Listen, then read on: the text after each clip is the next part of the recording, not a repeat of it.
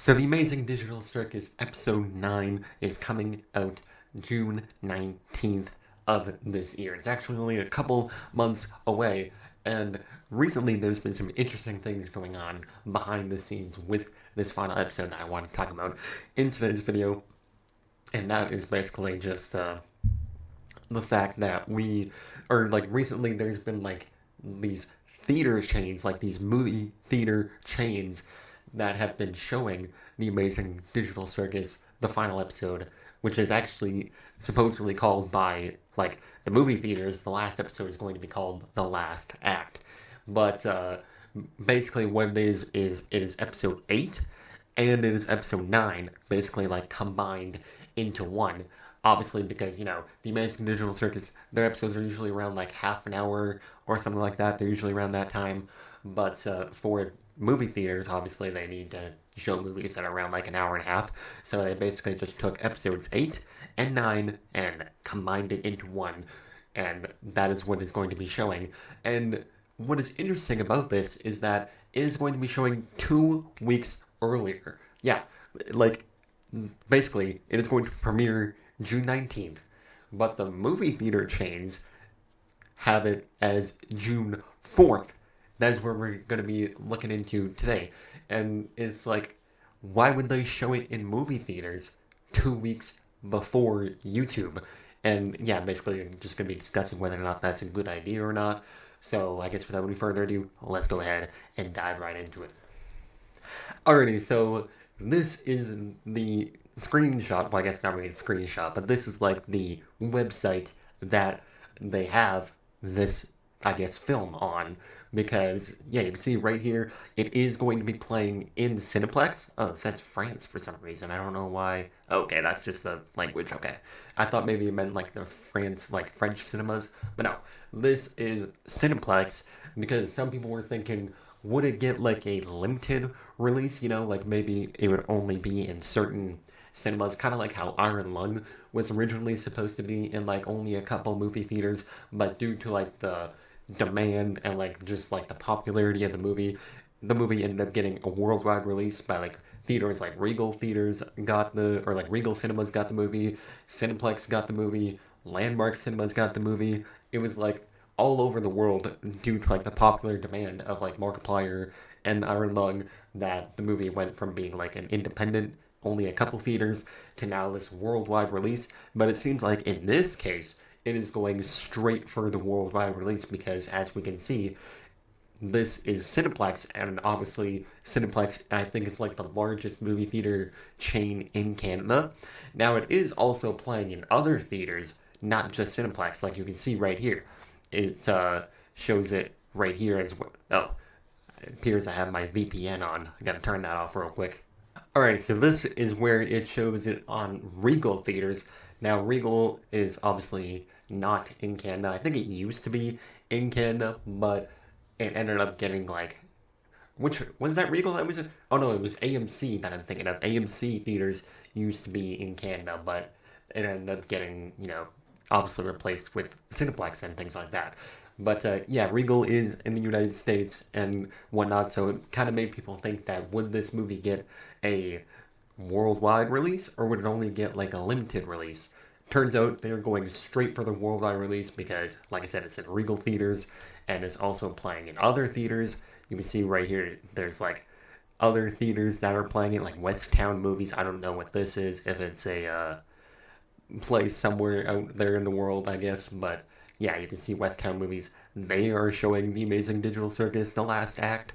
So it's kind of interesting to go about this route. I guess we'll put it back on this one. But it's kind of interesting to go about this route with this show. I guess it makes sense because this show has been this show has a lot of views on YouTube. That first episode on YouTube, the pilot, has almost 500 million views. Not 500,000, 500 million. It is at 438 million views, I'm pretty sure, that pilot episode. So it is the show has so much popularity that I think it makes sense to give it a theatrical release, but I'm kind of shocked that it's getting a theatrical release because no other glitch show, I'm talking Meta Runner, or like, what was the other one? There was like Sunset Paradise, I'm pretty sure, that I never really checked out. And then there was also Murder Drones. No other show got a theatrical release for like its finale or anything like that. But this show is getting a theatrical release for its final episode. Actually, like I said, final two episodes because they're combining episodes 8 and 9 into one so that they can show it in theaters. Because as you see right here, the length of it is listed as 1 hour and 33 minutes. So that's like, I'm pretty sure episode 3 or episode 8 was like around 30. How long was episode 8 actually? If we go take a look at that real quick. Okay, it says right here that episode 8 was around 31 minutes long. So, and I'm pretty sure episode 9 was confirmed to be like around an hour long. So, they just took those two episodes, combined them into one, and now we're getting this. So it's like kind of crazy to think about. So I'm wondering like, how successful will this be? Will this be like an Iron Lung situation where the movie makes like $10 million or something like that? Because like I said, the show is very popular in terms of views. Because like that last episode, episode 8, how many views does it have? If we go take a look at it real quick. It has, as of right now, 77 million views. The last episode that just came out like literally 2 weeks ago. 2 weeks ago, 78 million views this show has. So yeah, like I said, the show is very popular. So it makes me think, how much will the finale get in terms of views on YouTube? And like, will this early theatrical release hurt the YouTube views? Because if, like I said right here, it shows that it's premiering June 4th. And same thing with Regal, I'm pretty sure it is also showing it June 4th. If we can't select the date or anything like that. But yeah, it is playing in other theaters around the world, and I'm pretty sure it is also playing on June 4th. So it's like, will the early release hurt the views on YouTube, or will it not matter? Kind of interesting to think about. But yeah, that's just a quick little video I want to talk about because it kind of surprised me when I saw that. I was like, oh, they're releasing the Amazing Digital Circus in theaters? Like, that's kind of crazy to think about because it's like from an indie show pretty much to now theatrical release. So, yeah. Anyways, that's going to wrap it up for this video. We are only 33 subscribers away from 700. We're at 667, so if you haven't subscribed yet, make sure you subscribe. And I'm probably most likely going to be checking this out. June 4th is Friday, right? I'm pretty sure that is Friday if I look at my calendar real quick. Because I know the 19th is a Friday, but I'm pretty sure the 4th, the 4th is a Thursday. But that's usually when movies in my area start, they usually like start showing on the Thursday. So yeah, it's basically, it is going to premiere on a Thursday. So, I'm going to be there. And because if it's in Cineplex, then that means it's going to be in Canada. Some people, like I said, were theorizing on whether or not this would be a worldwide release or just like a US release or something like that. But I was like, it's been added to Cineplex. That is in Canada. I think it's probably getting a worldwide release. So yeah, I will most likely be there day frickin' 1, and I can get that review for you guys out probably around the 5th or the 6th of June. So yeah, anyways, that's going to wrap it up for this video, and I will catch you guys in the next one. Peace out. One quick thing I want to kind of talk about a little bit before we actually end off the video is One quick thing I want to talk about before we end off this video is I'm actually very intrigued to see how this series ends because, like, that last episode went absolutely crazy. Like, the show kind of started off kind of basic, kind of simple, nothing too crazy. And then episode 2 was, again, kind of simple, nothing too crazy.